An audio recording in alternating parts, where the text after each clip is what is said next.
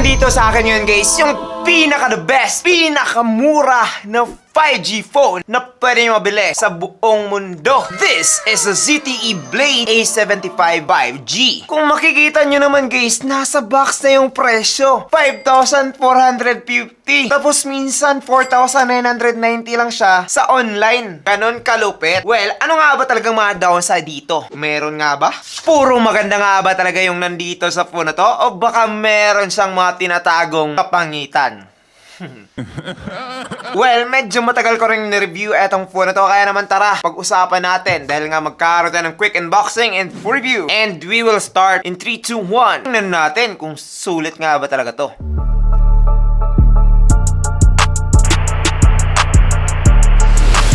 Hey, what's up guys? I am JP and this is JT TV. Now, bago tayo magsimula, kapag binili mo etong phone na to, ay meron kang kasamang SIM card. O, diba? Smart at saka TNT. So, yun na. Yun na yung unang con nitong phone na to. Dahil nga guys, eto ay with partnership ng Smart, kaya siya pinamura. Smart lang din or TNT yung supported nitong phone na to. So, kapag mga Globe user kayo, Globe lang yung malakas na signal sa inyo, hindi yan gagana sa phone na to. Tandaan nyo yan. Ngayon, kapag in-unbox naman natin, eto na yung tunay na box. The Blue A75.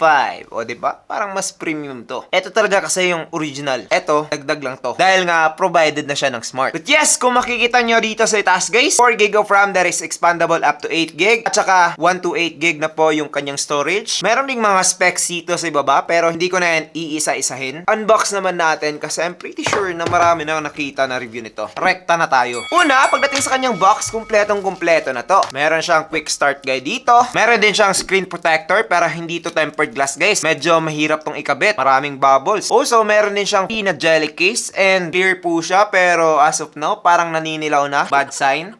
And after that, eto na yung phone. Just look at that, diba? Ang laki ng camera module. Mamaya na yan. Dito sa ibaba, guys, meron tayong makikitang Type-C cable, which is napaka-cheap ng pagkakalagay. Rubber band lang. And yung napakaliit na 10 watts charging brick. Yes guys, yun na naman yung isa sa mga dapat yung tandaan. Etong phone to ay nagsusupport lamang ng napakabagal na charging and napakaliit na charging brick. 10 watts lang. Overall, dito sa unboxing niya, okay naman sana yung kanyang box. Medyo eto lang talaga yung nakakadismaya. Medyo mabagal kasi. Now, eto na nga guys, si A75 5G. Kung makikita nyo naman, para na siyang merong glass back dito. Pero guys, pagdating sa kanyang build, etong phone to ay merong glass front, plastic back, and plastic frame. That is why, kapag hinawakan mo na siya guys, hindi talaga siya cold to the touch and also, medyo magaan din siya. Ngayon, yung kanyang likod dito is napaka-fingerprint magnet talaga. It's because meron siyang glossy and reflective back. So, para sa akin, two-sided to. Napaka-premium ng tingnan kapag malinis, pero kapag madumi naman, ew! Dude! What the? Yung kanyang napakalaki na camera module dito is design lamang po, unfortunately. Dahil nga kung makikita nyo naman yung kanyang mga lens dito is napakalit lang. Akala mo talaga sa unang tingin is etong pula dito is made of lens. Pero guys, circle design lang yan. And yung kanyang pinaka lens talaga is maliit lang. Also, yung kanyang flash is nasa gilid talaga, hindi siya nasa gitna. So maybe medyo makaka-apekto pagdating sa inyong pagkuha ng picture, but it depends. Meron din nakalagay dito na ASPH lens and digital AI dual camera. So titingnan natin mamaya kung malupit nga ba talaga siyang kumuha ng picture. Baka pangit, 'di ba? Tapos design lang. Sa kanyang mga buttons and port naman, dito guys sa baba nakalagay yung kanyang 3.5mm port, microphone, Type-C port, and wala na. Wala tayong speaker dito. Dito naman sa right side nakalagay yung kanyang volume rockers and yung kanyang fingerprint / power button, which is gustong-gusto ko talaga yung kanyang red accent dito. Nakaka-premium kasing tingnan. Mas nakakalagdag ng pagka-premium since merong mga flagship smartphone na ganito yung design. Dito naman sa kanyang left side nakalagay yung kanyang SIM card tray, which is supported na po siya ng dual SIM, but hindi po siya nagso-support ng micro SD card. So, wala na kayong choice kundi makontento sa 128GB na storage niya. Wala na kayong option para magdagdag. Sa top naman, wala tayong makikita, pero dito sa may front guys, nakalagay yung kanyang earpiece, which doubles as its main speaker. Huh? So, yung speaker nitong phone na to guys is napaka-weird dahil nga dito nila nilagay sa may earpiece para one function na lang. Baka kasi wala ng budget para maglagay dito sa gilid-gilid. Ang galing! Ang galing! Ginamit na daw nila lahat sa processor and pagiging 5G. Aapoy and hot na hot Kidding aside guys, eto yung isa sa mga pinakabasura na speaker pagdating sa isang smartphone. What did he say?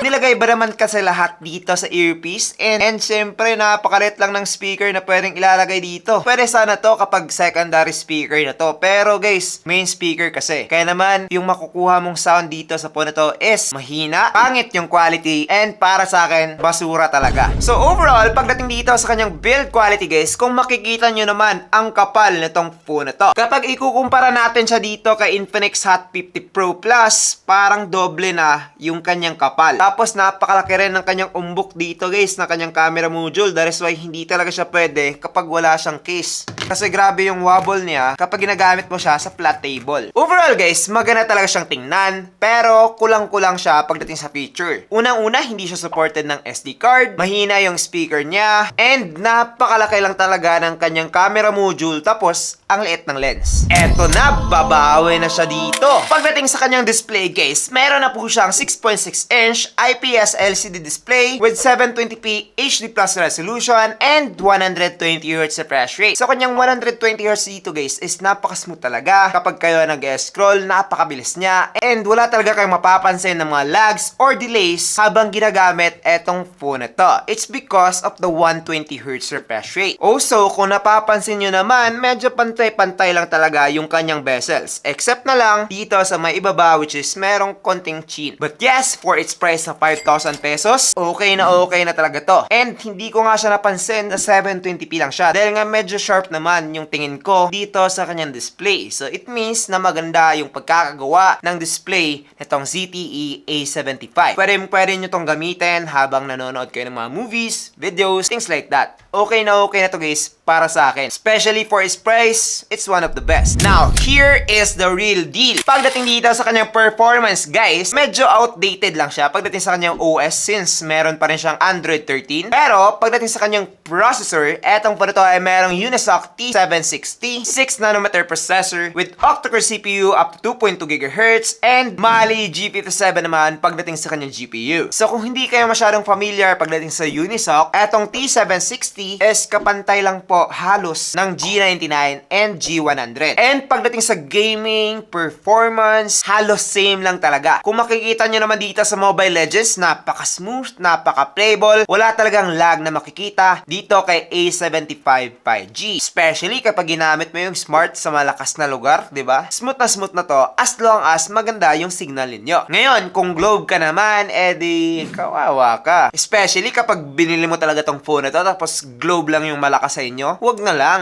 Sayang naman yung ganda ng phone kung hindi mo rin magagamit yung tamang network, di ba? Pero kapag meron naman kayong mga Wi-Fi, well, definitely wala nang problema yun. Makaka-connect na to sa mga 5G Wi-Fi, so wala na kayong problema dun. Kaya naman guys, sa mga Mobile Legends and Call of Duty, wala na akong problema dito kay A75 5G. Sulit na to, pero sa Call of Duty guys, medyo nakukulangan ng talaga sa sound dahil nga, you know, napakalit lang ng kanyang speaker. That is why hindi siya masyadong immersive when it comes to gaming. Pero kapag performance and performance only lang talaga yung hanap ninyo, well, definitely hindi na kayo mabibigo sa processor nitong A75 5G. Parang Helio G99 lang talaga siya, pero 5G na. Yung Helio G99 and G100 kasi 4G lang yun guys. Sulit na nga itong binigay ng Smart dahil nga cellphone na to. Halos kapantay niya lang pagdating sa presyo yung mga portable 5G Wi-Fi. Eto guys, cellphone na. Ngayon, kapag kayo naman ay hindi mga gamer, well, definitely okay na. Etong si A75 5G guys. Recommended ko na to para sa inyo. Napaka-smooth na nito para sa mga daily tasks. And okay na rin siya pagdating sa multitasking. Now, sa battery naman guys, etong phone ito ay merong 5,000 mAh battery that can last up to 2 days kapag casual user lang kayo. Pero kapag kayo yung mga heavy user guys, about 1 day lang ay pwede na etong si A75 5G. Ngayon, sa charging naman, dun kayo medyo mahihirapan dahil nga eto yung isa sa mga downside dito sa phone na to. Since meron lamang siyang 10 watts, aabot ka rito ng around 3 hours and 10 minutes from 0 to 100%. O diba? Ang tagal nun. So, ang ma-advise ko na lang sa inyo guys is mag-charge na lang kayo sa gabi. Now, sa camera naman itong phone na to, eto guys ay meron ng 50MP main camera and 2MP depth sensor. And dito naman sa kanya selfie, meron tayong 8MP selfie camera. Ngayon, as usual, sa mga murang smartphone, ang maganda lang dito guys is yung kanyang main camera. Yung kanyang selfie, hindi masyado. Kung makikita nyo naman, okay pa rin naman yung kanyang main camera dito. Medyo natural. Minsan nakukuha niya yung tamang kulay, pero minsan naman hindi. Tsamba-tsamba lang. Pero pagdating sa quality naman, medyo sharp naman na yung napoprovide nitong ZTE A75 5G. Kapag mga tao naman yung pinipicturean ninyo, makukuha niya naman yung tamang skin tone kapag merong enough lighting. Pero kapag madilim, medyo mahihirapan ka talaga sa pag-picture-picture using this phone. Hindi ko siya marirecommend para sa mga low light scenarios. The good thing about this phone is pagdating sa kanyang camera app, meron tayong Pro mode dito, which is pwede nyong i-adjust. And another good thing about this phone is that supported na siya ng 4K at 30 FPS. Hindi katulad ng ibang phone at this price point na 1080p o di ka naman 2K lang. And ngayon naman, try natin. So eto guys, yung video quality using the ZTE A75 5G,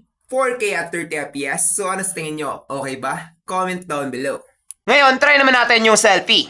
So eto naman guys, yung selfie video camera ng ZTE A75 5G. Medyo okay lang. Comment down below. Kapag kayo ay nagpaplano na mag-video using this phone guys, gamitin nyo talaga yung kanyang back camera since supported na to ng 4K. Pero yung kanyang selfie naman guys is 1080p at 30fps lang. And makikita nyo naman sa quality na hindi masyadong maganda yung resolution ng 1080p na selfie camera compared sa 4K at 30fps na main camera using this phone. So, kapag nagpo-vlog kayo, parang pag ganyan na lang. Pwede na to sa inyong mga TikTok videos, Facebook vlog, and many more. So far guys, pasok naman sa aking taste yung kanyang mga pictures and videos, especially at this price point na 5,000 pesos. This is definitely one of the best phone that you can get at this price point. Promise guys, maganda na to for its price. Overall, i-recommend ko ba etong si ZTE A75 5G para sa inyo? Well, definitely yes, especially kapag kayo ay mga smart user or malakas yung smart sa inyo. Pero guys, make sure na hindi masyadong deal breaker sa inyo yung mga cons na sinabi ko. Tulad na naman ng napaka-slow na charging, mahina at pangit na speaker, and isa na rin dito is yung pagiging makapal. That is why hindi talaga siya masyadong madaling hawakan. So far, yun na naman talaga yung mga cons ko with this phone. Overall, tatalunin pa rin yun ng mga pros na tong phone na to. Katulad na lamang ng malakas na processor, tapos 5G pa. Okay na rin na camera with 4K at 30fps, and napaka-smooth and good quality na display. So guys, sa kanyang presyong 5,490, this is definitely the cheapest 5G phone that you can get in the whole world. Or maybe I'm wrong, pero guys, kapag meron kayo nahanap na 5G phone tapos mas malakas pa dito and meron na ring punch hole display, sabihan nyo ako. Okay. So I guess that's pretty much it for this video. I hope na nag-enjoy kayo. If you did enjoy, will definitely subscribe now dahil nga marami pa tayong upcoming na phone reviews and hindi natin sila titigilan guys. Sasabihin natin yung mga hindi pwedeng masabi ng ibang reviewer. Kaya naman, samahan nyo ako. So yun na nga yun. I'm JP and this is JTing TV. Thank you for watching and God bless. Bye-bye.